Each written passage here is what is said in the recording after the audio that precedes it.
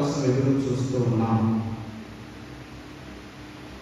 ఆయన దేవుడు అని వేరే చెప్పాల్సిన అవసరం లేదు. నమ్మిన వారికే ఆ విషయం తెలుస్తుంది. ఆ యేసుక్రీస్తు ప్రభువారు దేవుడు అని నమ్మిన వారికి మాత్రమే అది అర్థమవుతుంది. నమ్మని వారికి ఏమీ తెలియదు, అసలు ఏది అర్థం కాదు. కాబట్టి ఎవరైతే నమ్ముతున్నారో ఆ నమ్మేవారు జాగ్రత్తగా ఆ నమ్మకాన్ని భద్రపరుచుకోవాలి. ఆ నమ్మకాన్ని జాగ్రత్తపరుచుకోవాలి. ఆ నమ్మకాన్ని బట్టి మన ఆత్మీయ జీవితాన్ని కొనసాగించుకోవాలి. యేసుక్రీస్తు ప్రభువారు మరణించక ముందు ఈ లోకంలో ఉన్నప్పుడు ఆయన చెప్పిన మాటలు మనం ఇప్పుడు ధ్యానం చేసుకుంటున్నాం. ఇవన్నీ జరుగు వరకు ఈ తరము గతింపదని నిశ్చయముగా మీతో చెప్పుతున్నాను. ఏవన్నీ జరుగు వరకు అంటే మనం చూస్తున్న 13వ అధ్యాయంలో యేసు వారితో ఇప్పుడు చెప్పసాగాను. శిష్యులు అడిగారు ఒక మాట. ఏమని అడిగారు? ఆయన దేవాలయం ఎదుట ఒలీవల కొండ మీద కూర్చుండి ఉండగా పేతురు, యాకోబు, యోహాను, ఆంద్రెయ అనువారు ఆయనను చూచి, ఇవి ఎప్పుడు జరుగును? ఇవన్నీ నెరవేరబోవు కాలమునకు ఏ గుర్తు కలుగును? అది మాతో చెప్పుమని ఆయనను ఏకాంతమందు అడుగగా. ఈ మాట ఎందుకు అడిగారు వాళ్ళు? యేసయ్యను అడగాల్సిన అవసరం ఎందుకు వచ్చిందంటే మొదటి 2 వచనాలు చూస్తే అర్థమవుతుంది. ఆయన దేవాలయంలో నుండి వెళ్ళుచుండగా ఆయన శిష్యులలో ఒకడు బోధకుడా, ఈ రాళ్ళు ఎలాంటివో ఈ కట్టడములు ఎలాంటివో చూడమని ఆయనతో అనెను. ఎంత బాగుంది ఈ రాళ్ళు, ఈ కట్టడం చూడండి యేసయ్య అని యేసయ్యతో మాట్లాడితే అందుకు యేసయ్య అన్న మాట ఏంటంటే, ఈ గొప్ప కట్టడములు చూస్తున్నావే, రాతి మీద రాయి ఒకటి అయినా ఇక్కడ నిలిచి ఉండకుండా పడద్రోయకూడదని అతనితో చెప్పాను. కాబట్టి యేసుక్రీస్తు ప్రభువారు రాబోయే కాలం గురించి చెప్పిన మాటలు ఈ మాటలు. అలా మాట్లాడినప్పుడు ఇక మిగతా వారందరూ కూడా దగ్గర చేరే వారి ఏకాంతంలో కూర్చున్నప్పుడు, అయ్యా ఇదంతా ఎలా జరుగుతుంది, ఎప్పుడు జరుగుతుంది, దీనికి సంబంధించిన విషయాలు చెప్పండి అంటే యేసయ్య చెప్పిన మాట ఏంటంటే, యేసు వారితో ఇట్లా చెప్పసాగాను, ఎవడును మిమ్మల్ని మోసపుచ్చకుండా చూచుకుని. మొట్టమొదటి మాట చెప్తున్నాను వినండి. మిమ్మల్ని మోసం చేస్తారు, అదే మొదలు మిమ్మల్ని మోసం చేస్తారు. మోసం చేయడం అంటే ఏంటి? అవను ఆదామును సాతాను మోసం చేశాడు. ఏమని మోసం చేశాడు? దేవుడు చెప్పింది కాదని చెప్పడమే వాడి మోసం. దేవుడు ఏదైతే అవును అని చెప్తారో దాన్ని కాదని చెప్పడమే సాతాను చేసే మోసం. అది గమనించాలి. ఒకటే మనం గమనించాల్సింది ఏంటంటే, దేవుడు చెప్పిన దానికి ఎవరైనా వ్యతిరేకంగా మాట్లాడితే అది ఖచ్చితంగా వీడు నన్ను మోసం చేస్తున్నాడు, వీడు సాతాను అని అనుకోవాలి.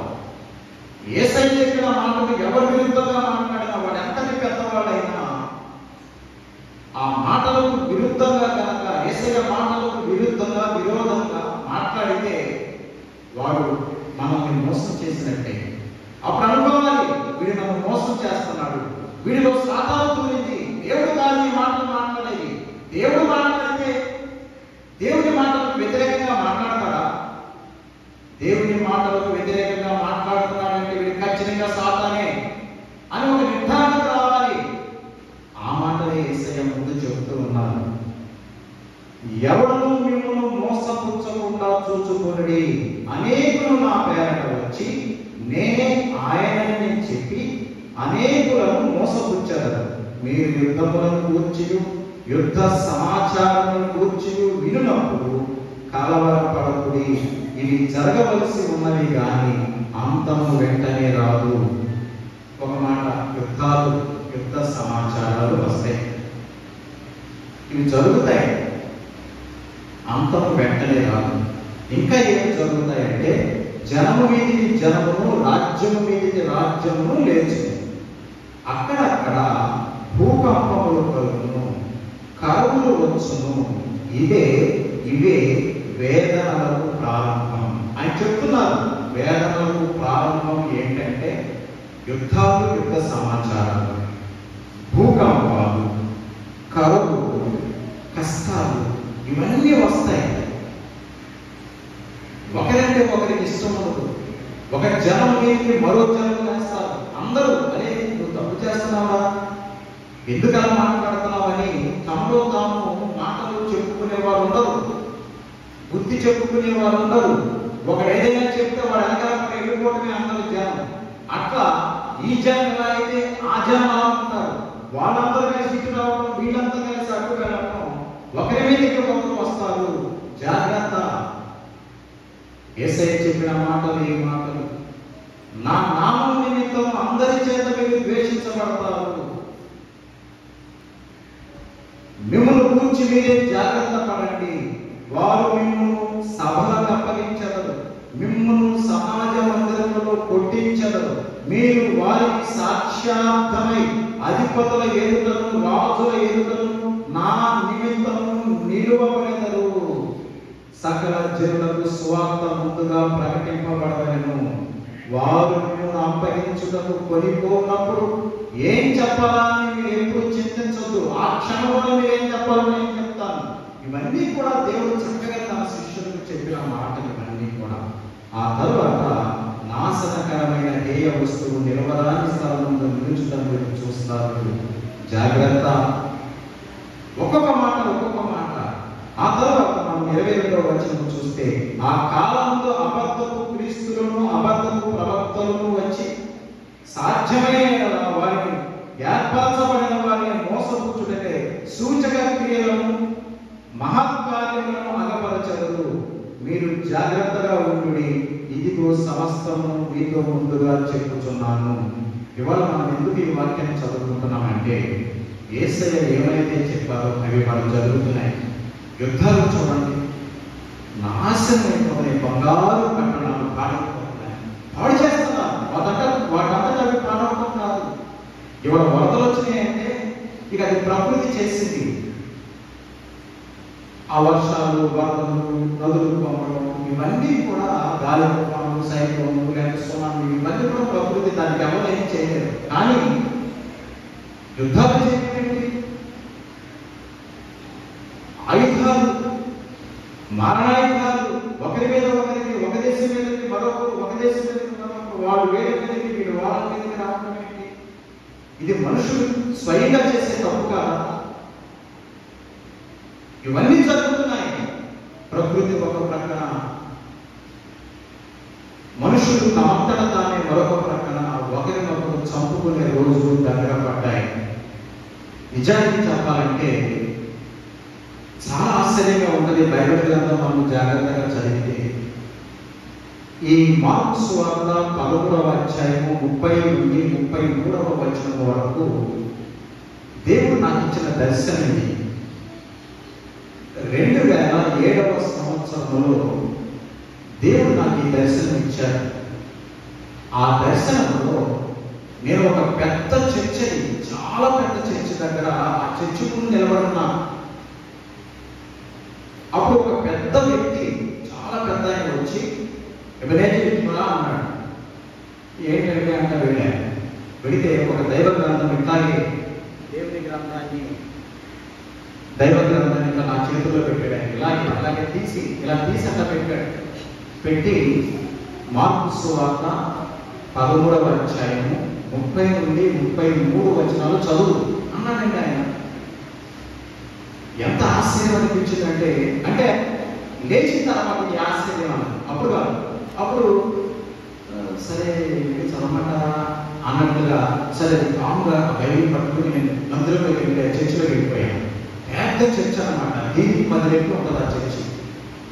నేను ఆ గుమ్మం ముందు నుంచి, ఆ గుమ్మంలో నుంచి లోపలికి వచ్చేస్తానంటే చర్చి కింద జనమే, బలిపేట మీద చాలా మంది జనం కూర్చున్నారు. డయాస్ మీద చాలా మంది పాస్టర్స్ ఉన్నారు.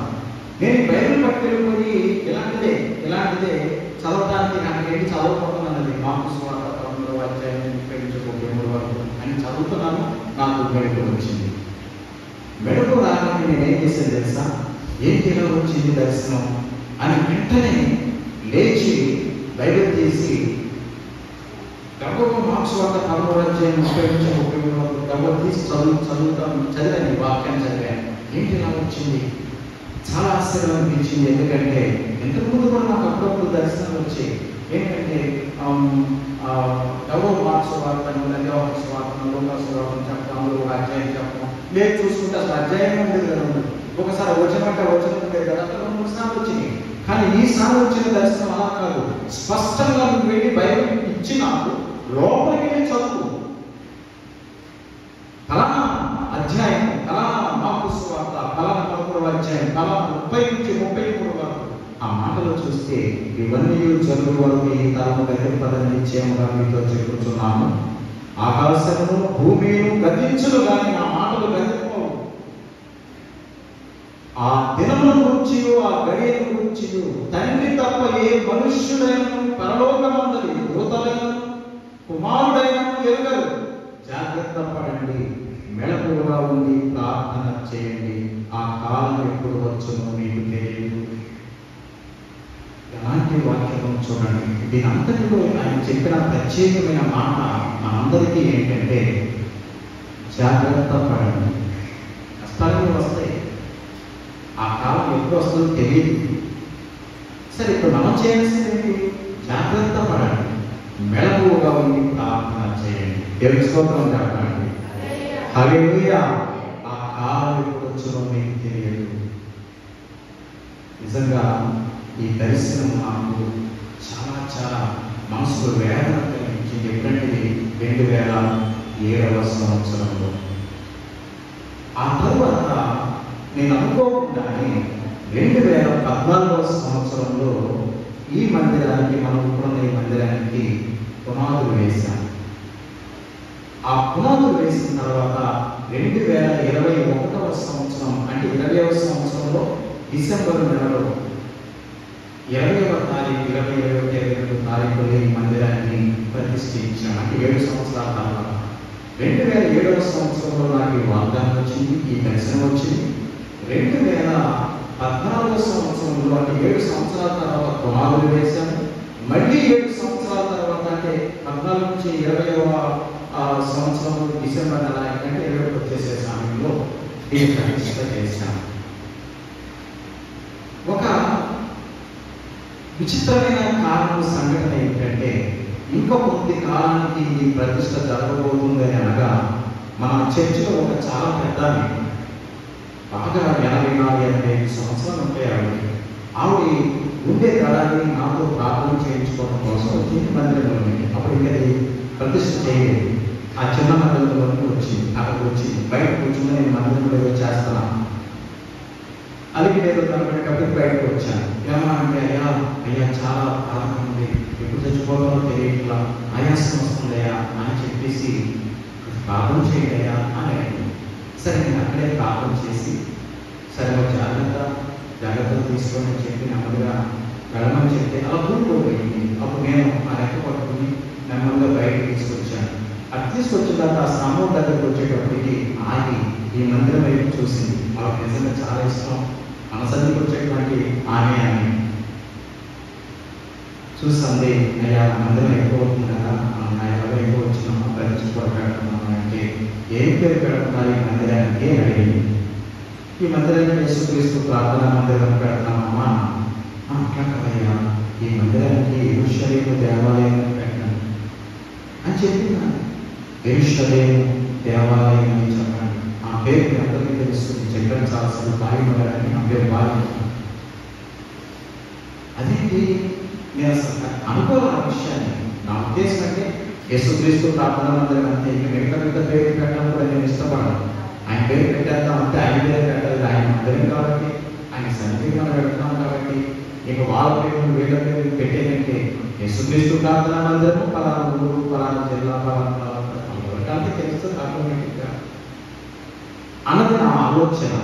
అలా అనుకుంటే యెరూషలేము దేవాలయం పేరు పెట్టండియా అని సరే ఆలోచించాను. ఆలోచించిన తర్వాత మన ప్రియుడు మీ అందరికీ తెలుసు జాపాలయ్య గారు ఆయనకి నేను ఈ విషయం చెప్పాను. ఇలా ఒక ఏం పేరు కడుతున్నావు మందిరానికి అని చెప్పేసి ఆయన అడిగాడు. అప్పుడు చెప్పారు, ఇలా ఒక ఆమె వచ్చి చెప్పిందంటే నేనే యేసుక్రీస్తు ప్రార్థన మందిరాన్ని పెడదామనుకున్నాను. ఒక ఆమె వచ్చి ఇలా చెప్పిందంటే లేదు నాకు అదే పెట్టాలనిపించిందని ఆయన కూడా అదే చెప్పారు. ఆశ్చర్యంగా ఈ మందిరానికి యెరూషలేము దేవాలయం అని యేసుక్రీస్తు ప్రార్థనా మందిరాన్ని పేరు పెట్టిన మందిరానికి జరిగింది. ఇదంతా చూస్తూ ఉంటే ఏదో ఒక ప్రత్యేకమైన మనము అనుకోని సంఘటనలు జరగడాన్ని బట్టి మనం జాగ్రత్తగా ఆలోచించాలి. దేవుని దర్శనం అది. దేవుని దర్శనం కాలాలు చూస్తూ ఉంటే ఇవాళ చాలా దారుణాలు జరుగుతూ ఉన్నాయి. ఏమైతే చెప్పబడ్డాయో దేవుని వాక్యంలో అవన్నీ జరుగుతున్నాయి. యుద్ధాలు, యుద్ధ సమాచారాలు, ప్రకృతి విలయ తాండవము, కొట్టుకుపోవడం, చనిపోవడం, చచ్చిపోవడం, ఎన్ని ఘోరాలు చూస్తా ఉన్నాం. ఇలాంటి పరిస్థితులలో మెలకువగా ఉండండి, జాగ్రత్తగా ఉండండి. దేవుని యొక్క కార్యం ఒక్కసారి మనం ఆలోచన చేస్తే ఏంటి జరుగుతున్నాం ఖచ్చితంగా అర్థమైపోతున్నాం. మా నాన్నగారు ఒకసారి నాకు ఫోన్ చేశారు. ఫోన్ చేస్తే అంటే పక్కన వాళ్ళు ఫోన్ చేశారు, అయ్యా నాన్నగారికి అసలు బాగాలేదు, వెంటనే రావాలి.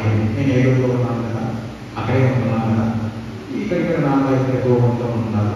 సరే తొందరగా గొప్పగా వచ్చేసాను కాలు తీసుకుని. ఆయన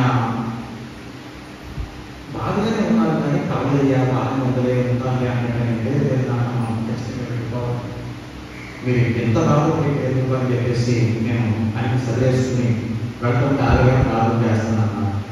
అదే ఆయన ఈ గోమంతో ఆఖరి ప్రార్థన, ఆ ఇంట్లో ఆఖరి ప్రార్థన, నాన్నగారి ప్రార్థన.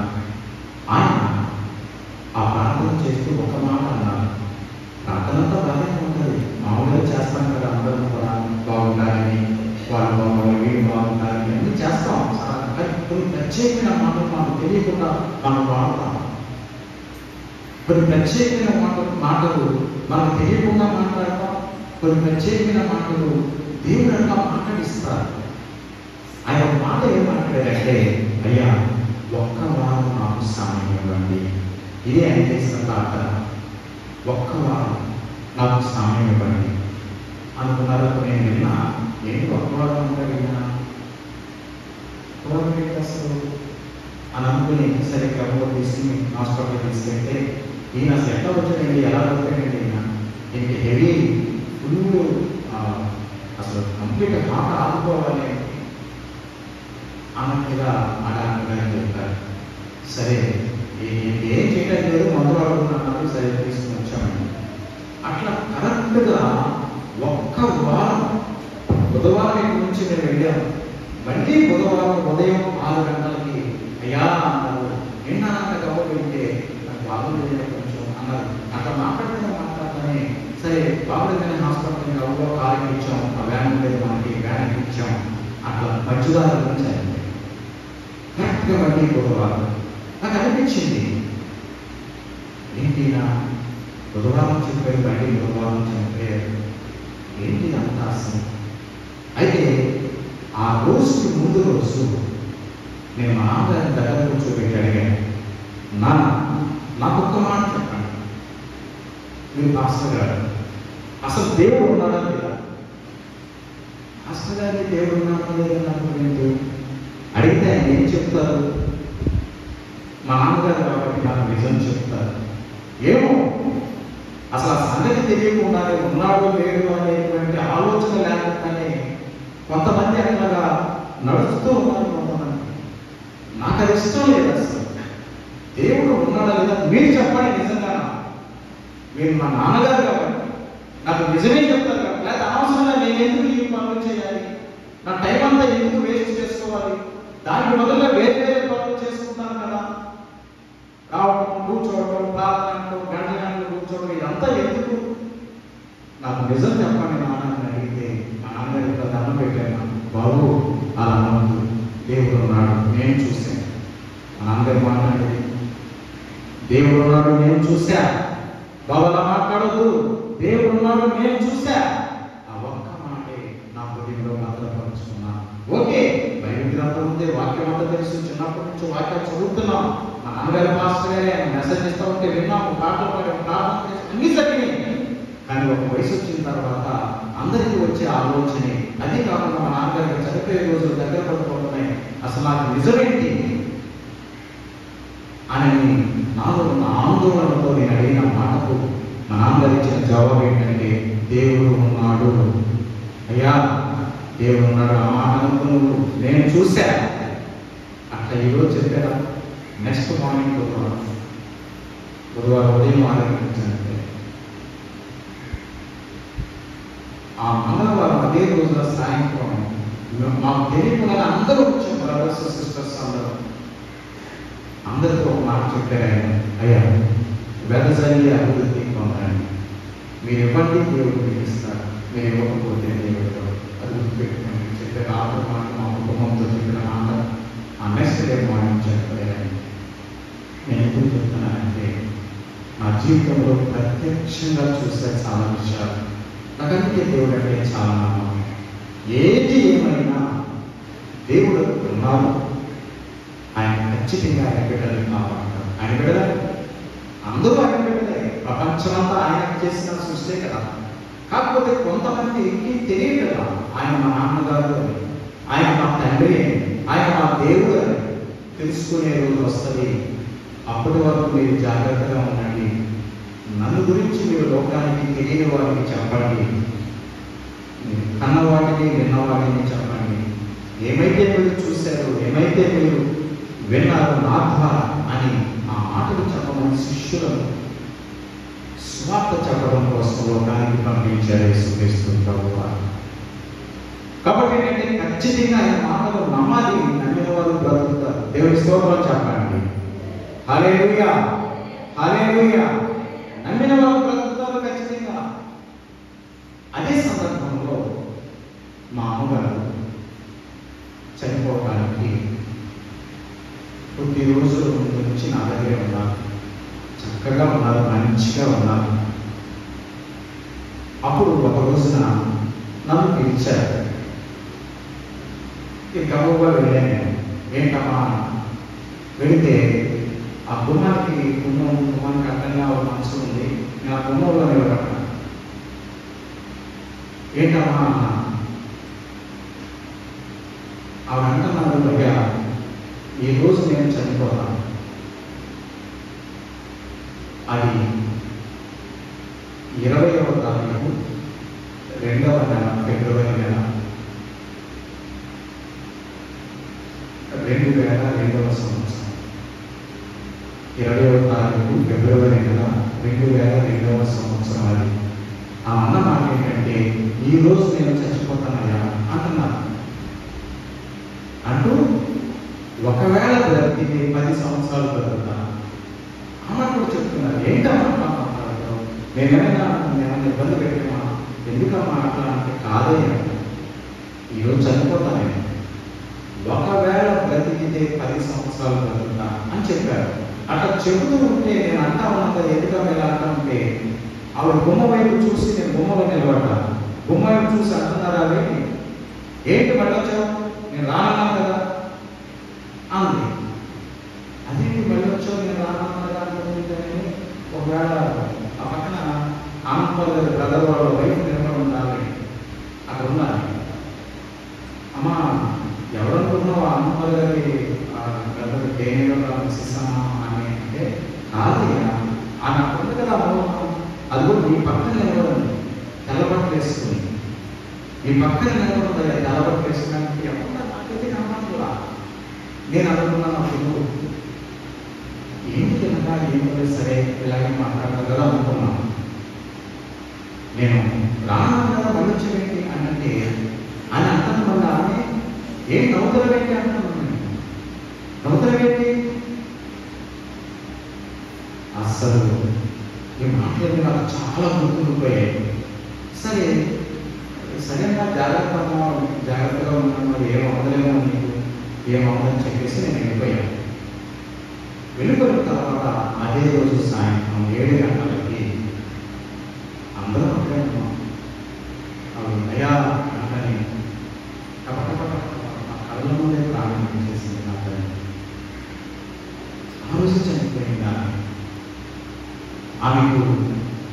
నువ్వు నా బ్రదర్స్ వాళ్ళని తెచ్చిన వాళ్ళందరూ పరిగెత్తి వచ్చారు. ఏదైనా చనిపోయిన రోజు ఆమె చనిపోయిన తర్వాత నేను ఆలోచించాను, మా అమ్మ ఈ రోజు చచ్చిపోతాను, లేకపోతే 10 సంవత్సరాలు బ్రతుకుతాను కదా. నిజమన్న మాట్లాడి ఆమె మాట్లాడుతున్నప్పుడు నేను పట్టించుకోలేదు. ఆ మాట్లాడుతున్నప్పుడు పట్టించుకోవాలి. నిజమే, అది నిజమే. ఆ మాట్లాడిన మాట నిజం. కానీ నాకు నిజం అనిపించదు. ఆ రోజున ఆ క్షణంలో నేను నిజం అనిపించలేదు. ఇట్లాగే మాట్లాడతారు, అదే మళ్ళా మాట్లాడతాను చెప్పి వెళ్ళిపోయాను నేను. ఏమో ఒకవేళ అక్కడే కూర్చున్న ఆ మాట నమ్మి నిజంగా ప్రార్థన చేస్తే బ్రతికేదేమో. నిజంగా మేము తీసుకోవాల్సిన చర్యలు తీసుకుంటే పరిస్థితులు ఎలా ఉంటుంది.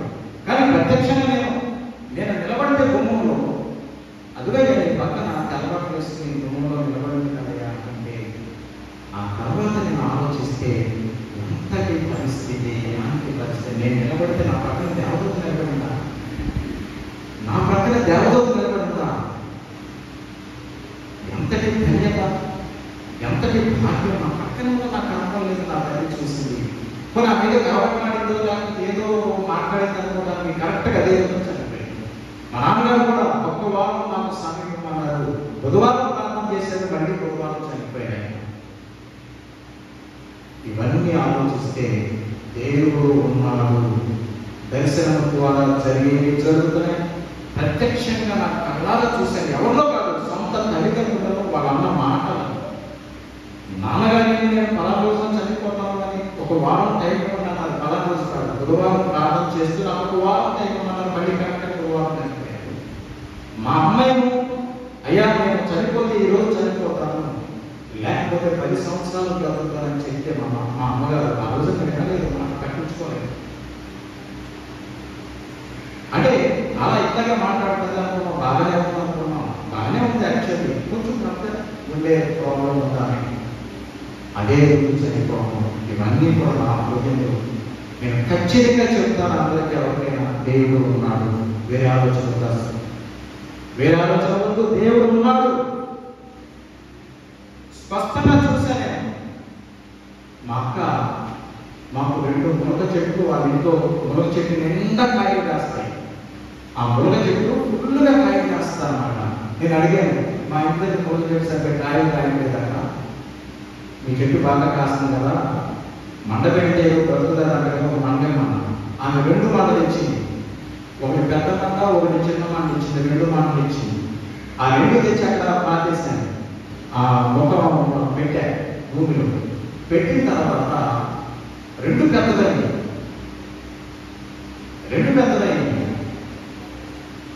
కాయలు కాచేయండి.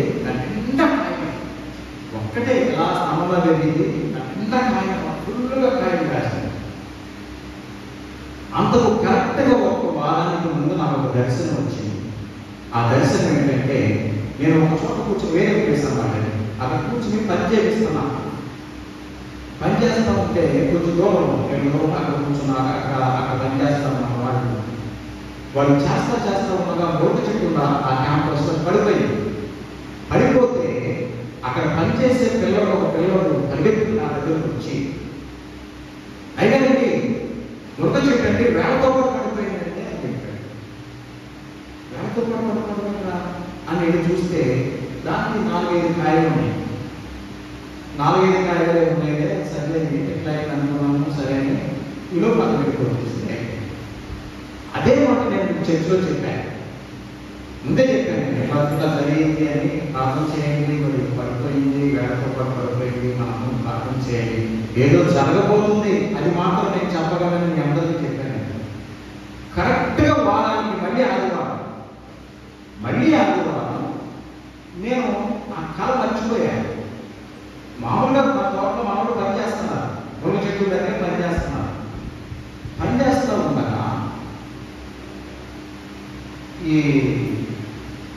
నేను అక్కడ కూర్చుని బయట చదువుకున్నాను.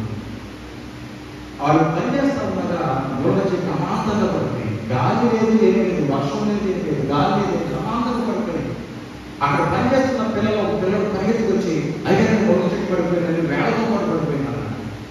అదేంటి వేళతో పాటు అక్కడ పడిపోయింది, ఏం చేశారు? అది అనుకున్నారా? మీరు ఏం చేశారు? గాలిలో లేదు కదండి. లేదంటే వేళతో పాటు పడిపోయింది. తీరా నేను డబ్బులు పెట్టి వేళతో పాటు పడిపోయింది. నేనేం చేశానంటే డబ్బుకు మామూలుగా నలుగురు తీసి పనిచేసిన పెట్టేసి మళ్ళీ పెట్టేసి మళ్ళీ వచ్చేసాను. నేను యాసిడ్గా ఏది ఆలోచించాలా పడిపోయింది పెట్టాను అమ్మవారికి. ఈలోపు పాస్టర్ గారు వచ్చారు నా దగ్గరికి. వచ్చి ఏంటి మనోజుకి పడిపోయినా కదా వేళతో పాటు అంటే అవును పడిపోయింది మళ్ళీ అంటే పెట్టేసాను, ఏం ప్రాబ్లం లేదు అని చెప్పి మామూలుగా న్యాచురల్గా కామన్గా చెప్పేసి ఇలాగే. అప్పుడు ఆమంది కాదండి ఇప్పుడు దర్శనం వచ్చేది చెప్పారు కదా పోయిన వారం మనోజుకు వేళతో పాటు పడిపోయిందని, ఇప్పుడు సేమ్ అలాగే జరిగిందని అనేటప్పుడు అప్పుడు గుర్తొచ్చింది. కరెక్టే కదా వేళతో పాటు పడిపోయింది దర్శనం వీటి అలా ఎప్పుడు జరిగింది ఏంటి ఏమైంది అని నేను ఆలోచించాను. అయితే ఆ మునగ చెట్టుకి చాలా కాయని నాకు తెలిసి పడిపోయిన రోజులు ఎన్ని కాయలు తెలుసా? 3, 4, 5 కాయలు. ఏంటి చాలా కాయలు ఉన్నారా ఏమైంది అని అడిగాను. అడిగితే మొన్న ఓల్డ్ ఏజ్ లేదు జరిగింది మొత్తం కాయలు పోసేసాను, మొన్న పోసేసి ఫోన్లో సరి పెట్టేశాను. ఎంత ఆశ్చర్యమో తెలుసా? నేను చూసిన చెట్టుకి ఫుల్ కాయలు, మా చెట్టుకి బాగా కాసింది, మా అమ్మించిన చెట్టు అది. కానీ నాకు కనబడిన చెట్టు వేళతో పాటు పడిపోయిన చెట్టు దాని కాయలు 4-5 కాయలు ఉన్నాయి. ఇవాళ ఆదివారం పడిపోయిన చెట్టుకి మా క్యాంపస్లో పడిపోయిన చెట్టుకి పెద్ద చెట్టు పడిపోయింది. ఆ చెట్టుకి 3-4 కాయలు ఉన్నాయి. ఏంటి 3-4 కాయలు? చాలా రకాల కాయలు ఏమైనాయంటే మొన్న గోల్డ్ అయిపోయాయి కదంటే అన్ని పోసేసి నేను చెప్తున్నాను ఒక మాట, ఎంత స్పష్టంగా దర్శనం వచ్చిందండి. అంతకుముందు 2 పావురాలు ఒక బొట్లో ఉన్నాయి. బొట్లో ఉంటే 2 పావురాలు చచ్చిపోయింది. నా దగ్గరికి తీసుకొచ్చారు అండ్ 2 పావురాలు చచ్చిపోయినాయని చూపిస్తున్నాను. చూపిస్తూ ఉంటే నేను అన్నాను, చూసి ఏమన్నాను తెలుసా? అయ్యో ఎలా చచ్చిపోయింది ఏంటి అని అడగాను. నేను అన్నమాట ఒక్కటే, నేను చెప్పానండి వినలేదు. ఇదే మాట దర్శనం. నేను చెప్పానండి వినలేదండి. వెనుక వచ్చేసింది నా ఈ మాట కూడా మీ అందరికీ చెప్పే ముందే. ఆ తర్వాత చాలా మంది బాగా ప్రార్థన చేశాం. ఆ తర్వాత అప్పటికీ ఆనందపడలేదు, బాగలేదండి, బాగా ఉండొచ్చు. నేను ఈ మాట మా అక్కతో చెప్పాను, అక్క 2 పావురాలు చనిపోయింది, నేను చెప్పేది కానీ వినలేదు అని అన్నా. నేను ఎవరో చూపిస్తుంటే దర్శనంలో. కాబట్టి జాగ్రత్త, అర్థం చేసుకుందాం. నేను మా సంఘంలో చెప్పాను, నా బంధువులు కాబట్టి, నా సొంత రక్త సంబంధం కాబట్టి మీకు కూడా చెప్తాను, అందరూ ప్రార్థన చేద్దాం, ఎవరికి ఏ కీడు రాకూడదు అని చెప్పాను. చెప్పిన తర్వాత ఈయనకి బాగోకపోతే తర్వాత హాస్పిటల్కి వెళ్ళకుండా ఆయన బాగోలేనప్పుడు ఏదో చేయించారు. మళ్ళీ ఆమెతో చెప్పాను ఒక మాట, నాకు దర్శనం వచ్చింది కదా జాగ్రత్త అని చెప్తే ఏమన్నంటే, మీరు చూపించిన దేవుడు నాకు కూడా చూపించాలి కదా, అయినా మాకు చూపించాలి కదా. సరే ఇచ్చాను అనుకున్నాను. ఆలోచించి మళ్ళీ అట్లా వాళ్ళ దగ్గర అనుకున్న త్వరలోనే ఆయన చనిపోయాడు. ఆ తర్వాత మాట చనిపోయిందని మీ అందరికీ తెలిసి 2 చనిపోయాడు. దర్శనం వచ్చిందంటే ఖచ్చితంగా నెరవేరే చాలా విషయాల్లో హిమాలయ గారు పాపకి నిండు చూడాలని, నిండు గర్భిణి వాళ్ళ ఇంట్లో ప్రార్థన పెట్టించుకున్నారు. అంతకుముందే నాకు దర్శనం వచ్చింది. ఆమెకి ఒక మగపిల్లడు పుట్టినాడు. నేను అన్నాను, మగపిల్లడు పుట్టాడండి అంటే అది ప్రార్థన అన్నమాట. నాకు దర్శనం వచ్చింది, మగపిల్లడు పుట్టినాడు. వాళ్ళకేంటంటే ఆడపిల్ల కుటుంబాలు కోరుకుంటారట, వాళ్ళ కుటుంబంలో ఆడపిల్లలు లేరట, ఆడపిల్లలు కావాలని వాళ్ళు కోరుకుంటున్నారట వాళ్ళ అల్లుడు గారి తరఫున. మేమందరం ఆడపిల్లలు ఉన్నామండి, మీరు మగపిల్లలు అన్నారు. ఏంటంటే నాకు అసలు సంబంధం లేదు ఈ విషయాల్లో. దర్శనం వచ్చింది చెప్పాను అంతవరకే. దాని గురించి మీరు ప్రార్థన చేసుకోండి, ఏం చేసుకుంటారో మీ ఇష్టం అంటే అలాగే వచ్చిన అందరూ రాజధాని అయిపోయింది. నా పక్కన ఒక డిఐసి గారు, రిటైర్డ్ డిఐసి మందులు దేవుడి గారు అని ఆయన కూర్చున్నాడు. ఆ ప్రాంతంలో కూడా ఆయన కూడా స్టేజ్ లేదు. నేను ఇంటికి వచ్చేసిన తర్వాత ఆయన అంటున్నారు, బాబు ఏంటి బాబు అట్లా చెప్పావా? ఏంటి అన్నా, మక్కలు కొడుకులని దేవుడు చూపించడానికి ఒక కొడుకు చెప్తావు, ప్రార్థన చెప్పచ్చా ఈ మాట అన్నాడు. కాదండి, నాకు దర్శనం వచ్చింది చెప్పి అంతవరకే, నా మాట కాదు. నాకు దర్శనం వచ్చింది, ప్రత్యేకించి వచ్చింది, వాళ్ళ ఇంట్లో ప్రార్థన పెట్టబోతున్నప్పుడు వచ్చింది, ఆ మాట చెప్పాను అంతవరకే. అమ్మో ఏమైనా కానీ కష్టం కాదు. కానీ ఎలా అయితే దర్శనం వచ్చిందో అలాగే మా పాపకు ఇవన్నీ ఆధారం చేసుకుని నేను ఒకే మాట చెప్తున్నాను. దేవుడు తన బిడ్డలైన వారికి దర్శనారూపంలో లేకపోతే సడన్గా అక్కడ వెళతా ఉంటే ఎవరి మాట ద్వారానైనా కానీ, లేకపోతే పాంప్లెట్లు పంచుతున్నారు కదా, ఆ పాంప్లెట్ ద్వారా కానీ, ఆ పాంప్లెట్ కాలం అయిపోయింది. ఇవాళ అందరిలో టీవీలు వచ్చేసింది కదా.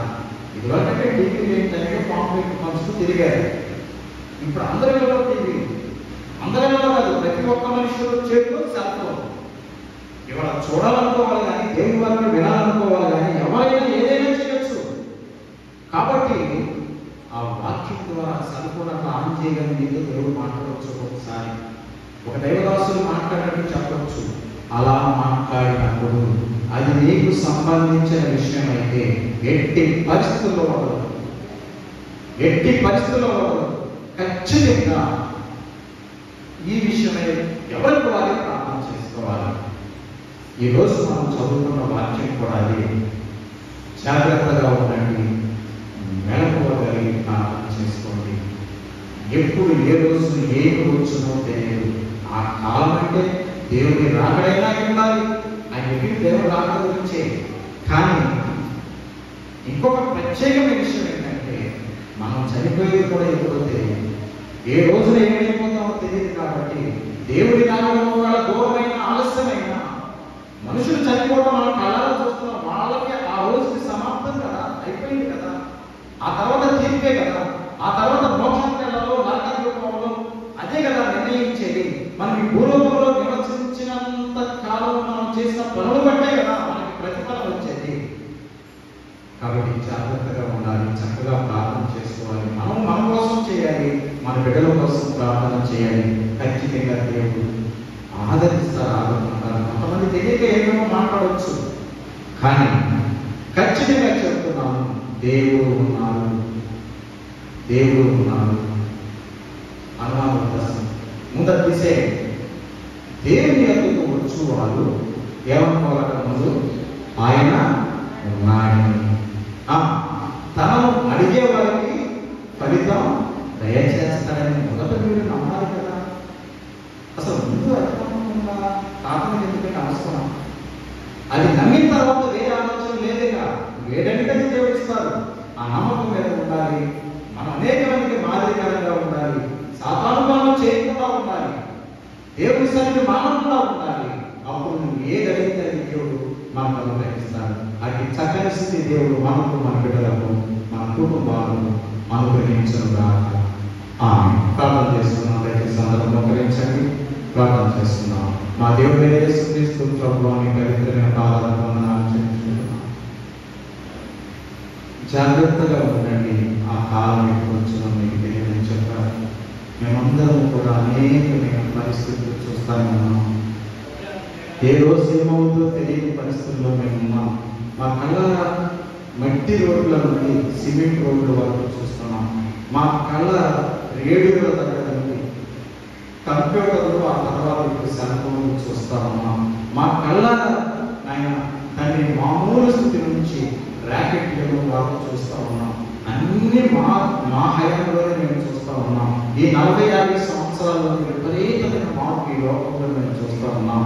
అదేవిధంగా యుద్ధాలు చూస్తున్నాం, అదేవిధంగా సునామీలు చూస్తున్నాం, అదేవిధంగా ప్రకృతి విలయ తాండవాలు కూడా మేము చూస్తున్నాం. దేవా, మేము బ్రతకడం అన్నది ముఖ్యమే, కానీ అంతకంటే ముఖ్యం చనిపోయిన తర్వాత ఎక్కడికి వెళ్ళాలన్నది. మీరు చెప్పిన మాటలన్నీ జరుగుతూ ఉండగా ఆ తర్వాత మోక్షము నరకం ఉందని కూడా మీరు చెప్పారు. కాబట్టి అది కూడా నమ్మి జాగ్రత్తగా ఉండి సాధ్యమైనంత వరకు మీ మాటలు మా హృదయంలో భద్రపరుచుకుని ఆ మాటలు చొప్పున జీవించే కృప మిమ్మల్ని నమ్ముకున్న మీ బిడ్డలందరికీ దయచేయండి. అదేవిధంగా ఇంకా నమ్మాల్సిన వారు, నమ్మాలనుకుంటున్న వారు అందరూ కూడా మీ రక్షణ భాగ్యం పొందుకునే కృప ఈ లోకంలో ప్రతి ఒక్కరికి దయచేయండి. యేసు నామములో ప్రార్థన చేస్తున్నాము తండ్రి, ఆమేన్. దేవుని నామానికి స్తోత్రం చెబుదాం. హల్లెలూయా, హల్లెలూయా, హల్లెలూయా.